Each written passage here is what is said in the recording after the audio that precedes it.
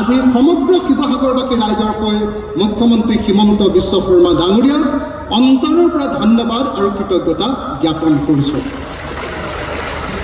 নহয় জানো আমি সকলো শিৱসাগৰবাসী ৰাইজৰ পিনৰ পৰা ধন্যবাদ জনোৱা নাই জানো? আমি সকলো শিৱসাগৰবাসী ৰাইজৰ পিনৰ পৰা জোৰকৈ এটা হাততালি বজাই মুখ্যমন্ত্ৰী ডাঙৰীয়াক ধন্যবাদ জনাবৰ কাৰণে কৃতজ্ঞতা জনাবৰ কাৰণে মই অনুৰোধ জনাম। দাদা একদম অন্তৰ ভৰা কৃতজ্ঞতা জনাইছোঁ ইমান ধুনীয়া এটা প্ৰকল্প লৈ দিয়াৰ কাৰণে। আমাৰ জয়সাগৰ পুখুৰীটোৰ কাৰণেও তেখেতে এটা প্ৰজেক্ট কৰি থৈ গ'লে তেখেতক আৰু আমি একেবাৰে শিৱসাগৰ তৰফৰ পৰা কেৱল কৃতজ্ঞতা জনাই দিম, নহয় জানো? সকলোৱে নহয় জানো? দাদা শুনি আছেনে নাই? দাদা এইটো কৰি দিব। আমাৰ শিৱসাগৰবাসী ৰাইজৰ কাৰণে আটাইতকৈ গৌৰৱৰ দিন, আধুনিক শিৱসাগৰ ইতিহাসৰ আটাইতকৈ গৌৰৱৰ দিন। আৰু এইটো সম্ভৱ হৈছে শিৱসাগৰৰ এই দিনটো সম্ভৱ হৈছে আমাৰ মাননীয় হিমন্ত বিশ্ব শৰ্মা ডাঙৰীয়াৰ কাৰণে। শ্ৰীযুত অখিল গগৈ ডাঙৰীয়াই তেখেতক এখন ফুলাম গামোচাৰে সাদৰ সম্ভাষণ জনাব বিচাৰিছে।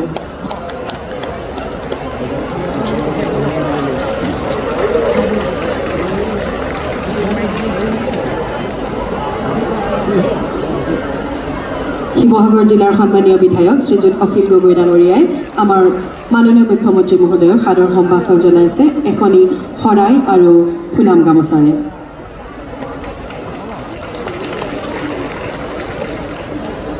মন্ত্ৰী যোগেন মোহন ডাঙৰীয়া আৰু আমাৰ অভিভাৱক মন্ত্ৰী ডক্টৰ ৰণোজ পেগু ডাঙৰীয়া আৰু আমাৰ সতীৰ্থ অসম বিধানসভাৰ সন্মানীয় বিধায়ক মণ্ডলী সকলোকে নমস্কাৰ জনাই আৰু সকলো ৰাইজকে সেৱা জনাই খুব চমুকে আজি আচলতে অসমৰ মুখ্যমন্ত্ৰী ডাঙৰীয়াক প্ৰশংসা কৰিবৰ কাৰণে মই এনেকৈ থিয় হৈছোঁ।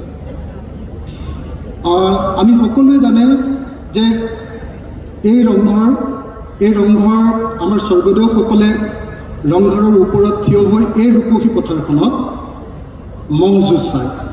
এই ৰূপহী পথাৰখনত বিভিন্ন ধৰণৰ নৃত্য গীত চায় আৰু সেই ৰূপহী পথাৰখনতে এতিয়া শিৱসাগৰত আমি ৰংঘৰ প্ৰকল্প নামৰ এটা অতি বিতোপন প্ৰকল্প স্থাপন কৰিবলৈ লৈছোঁ আৰু এই প্ৰকল্পৰ সমস্ত কৃতিত্ব এই মুহূৰ্তত মই হিমন্ত বিশ্ব শৰ্মা ডাঙৰীয়াৰ ওপৰত অৰ্পণ কৰিব খুজিছোঁ।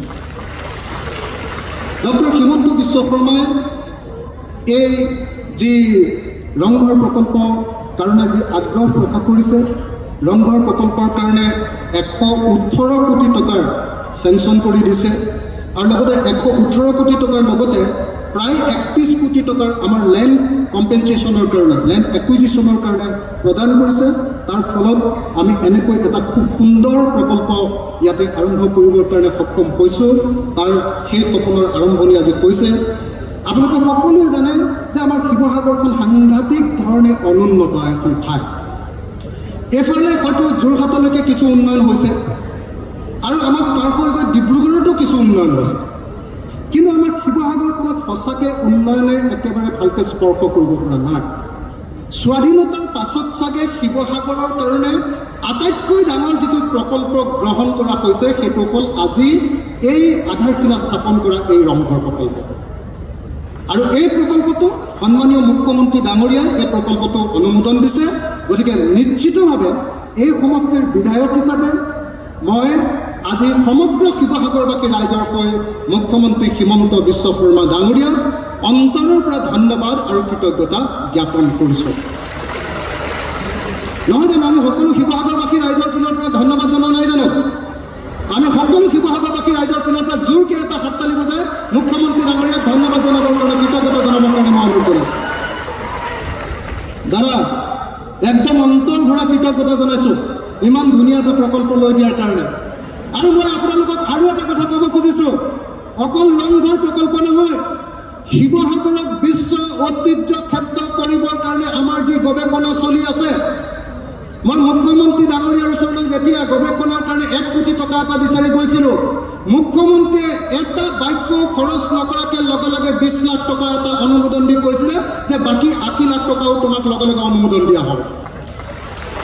গতিকে এই মুহূৰ্তত মই মুখ্যমন্ত্ৰী হিমন্ত বিশ্ব শৰ্মা ডাঙৰীয়াক এই কামটোৰ কাৰণে ধন্যবাদ জনাইছোঁ আৰু আশা প্ৰকাশ কৰিছোঁ যে 2024ৰ ভিতৰত শিৱসাগৰক আমি বিশ্ব ঐতিহ্য ক্ষেত্ৰৰ টেণ্টেটিভ লিষ্টত ইউনেস্কোৰ বিশ্ব ঐতিহ্য ক্ষেত্ৰৰ টেণ্টেটিভ লিষ্টত আনিব পাৰিম, যেনেকৈ ইতিমধ্যে 2013 চনত বিশ্ব ঐতিহ্য ক্ষেত্ৰৰ টেণ্টেটিভ লিষ্টত চৰাইদেউ আহিছিলে, তাৰ পাছত এতিয়া স্থায়ী লিষ্টৰ কাৰণে গৈ আছে আৰু স্থায়ী লিষ্টৰ পাছত চৰাইদেউ চাগে বিশ্ব ঐতিহ্য ক্ষেত্ৰ হৈ যাব।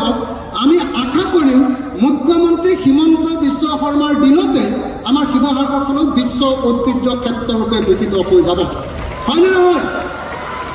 খুব ভালকৈ জোৰকৈ এটা হাততালি বজাই তেখেতক এইটো আমি সকলোৱে অনুৰোধ জনাব লাগে। দাদা শুনিছে? খুব জোৰেৰে হাততালি বজাইছে। তো এইটো আমি পাম নহয় জানো? বিশ্ব ঐতিহ্য ক্ষেত্ৰৰ সন্মান লাভ কৰিব পাৰিম নহয় জানো?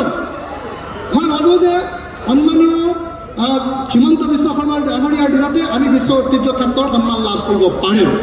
আৰু মাত্ৰ এটা বা দুটা বাক্য কৈ মই শেষ কৰিম। দাদা, আপুনি জানে যে ৰংঘৰ প্ৰকল্পৰ নিচিনাকৈ আপুনি আৰু এটা প্ৰকল্প ল'ব খুজিছে। আমি বাৰম্বাৰ কৈ আছোঁ, কিন্তু আমাৰ কথাটো বাদ দিয়ক, আপুনি নকৰিলে একো কাম নহ'ব। আপুনি তলাতল ঘৰ প্ৰকল্প ল'ম বুলিও ইতিমধ্যে কৈ থৈছে। আমি আজি সমগ্ৰ শিৱসাগৰবাসী ৰাইজৰ পৰা অনুৰোধ জনাইছোঁ, হয়নে নহয়, যে ৰংঘৰ প্ৰকল্প যেনেকৈ গ্ৰহণ কৰিছে, আমাৰ হিমন্ত বিশ্ব শৰ্মা ডাঙৰীয়াই তলাতল ঘৰ প্ৰকল্প ঘোষণা কৰি থৈ যাব, হয়নে নহয়? আৰে জোৰকৈ হাততালি এটা বজাওঁ না, জোৰকৈ আমাৰ শিৱসাগৰৰ কাৰণে জোৰকৈ এটা হাততালি। আৰু সৰু সৰু দুটামান কাম, এটা হ'ল আমাৰ কি কয় যমুনাখন সৌন্দৰ্যবৰ্ধন কৰিবৰ কাৰণে তেখেতক মই অনুৰোধ কৰিছোঁ। আমাৰ ৰংঘৰৰ পৰা তলাতল ঘৰলৈ যাবৰ কাৰণে এটা গ্ৰীণ কৰিডৰ বা এটা টানেল, যাতে ইয়াৰ পৰা ডাইৰেক্টলি আমি এই ঐতিহ্য ক্ষেত্ৰলৈ যাব পাৰোঁ, তাৰ কাৰণে মই তেখেতক অনুৰোধ জনাইছোঁ। আৰু বিশেষভাৱে আমাৰ এই কি কয় ৰংঘৰ চাৰিআলিৰ যিখন দিখৌ দলং আছে, সেই দিখৌ দলংখন একেবাৰে ঠেক, আমাৰ টাউনখনলৈ সোমোৱাৰ ৰাস্তাটো তেনেই সৰু, গতিকে এই দলংখন আৰু এখন দলং দিম বুলি তেখেতে মোক কৈ থৈছে। এখন নিশ্চয় দিবই তেখেতে। মই সকলোকে হাততালি বজাই দিখৌৰ কাৰণে এখন নতুন দলং লাগে নে নালাগে? লাগে নহয় জানো? তেখেতে চাব, তেখেতৰ দিনত এইকেইটা কৰি থৈ যাব। মোৰ বিশ্বাস আছে তেখেতে এইকেইটা কাম কৰি থৈ যাব আমাৰ কাৰণে, হয়নে নহয়? আৰু লগতে দিখৌৰ যিখন আমাৰ 200 ষ্টীলৰ ব্ৰিজখন, সেইখন সংৰক্ষণ কৰিম বুলি তেখেতে কৈ থৈছে। গতিকে এইটো কৰিব বুলি আশা কৰিছোঁ। আৰু বেছি দীঘলীয়াকৈ নকওঁ, বেছি দীঘলীয়াকৈ কৈ থাকিলে তেখেতে আৰু আমাৰ আটাইতকৈ এছিয়াৰ আটাইতকৈ ডাঙৰ যিটো পুখুৰী, আমি শিৱসাগৰ পুখুৰীৰ কাৰণে 10 কোটি টকাৰ চেংচন কৰাইছোঁ দেই। ইতিমধ্যে সেই প্ৰকল্পটো নতুনকৈ শিৱসাগৰ পুখুৰীটো ধুনীয়া কৰা হ'ব, সৌন্দৰ্যবৰ্ধন। এতিয়া তেনেকৈ আমাৰ জয়সাগৰ পুখুৰীটোৰ কাৰণেও তেখেতে এটা প্ৰজেক্ট কৰি থৈ গ'লে, তেখেতক আৰু আমি একেবাৰে শিৱসাগৰ তৰফৰ পৰা কেৱল কৃতজ্ঞতাই জনাই থাকিম, নহয় জানো? সকলোৱে নহয় জানো? দাদা শুনি আছেনে নাই? দাদা এইটো কৰি দিব।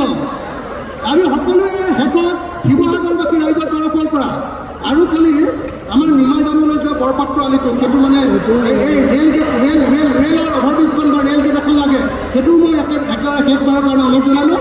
এইখিনি কথা কৈ সকলো শিৱসাগৰবাসী ৰাইজৰ পৰা আটাইতকৈ জোৰকৈ হাততালি এটা বজাবৰ কাৰণে অনুৰোধ জনাইছোঁ, জোৰকৈ।